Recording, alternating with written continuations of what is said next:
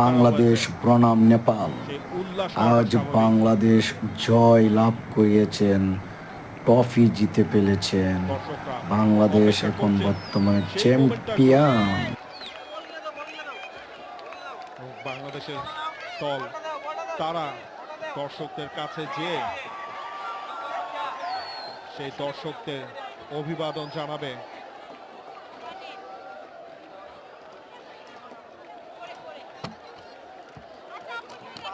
সেই দর্শকদের এই অভিবাদন জানানো হচ্ছে।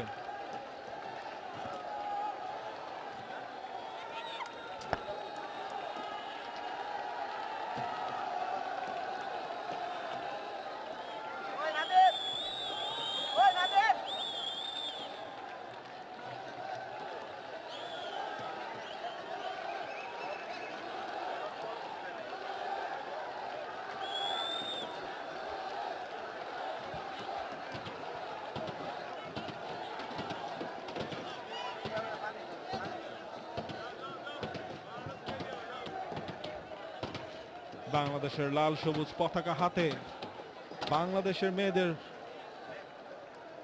দর্শকদের প্রতি কৃতজ্ঞতা জানানো, এবং সেখানে ফিলিস্তিনের পতাকাও রয়েছে। সাগরিকা, তিনি ফিলিস্তিনের সেই অসহায় নিপীড়িত মানুষদের পাশেও তিনি দাঁড়িয়েছেন। সে ফিলিস্তিনের ফ্ল্যাগ হাতে, সে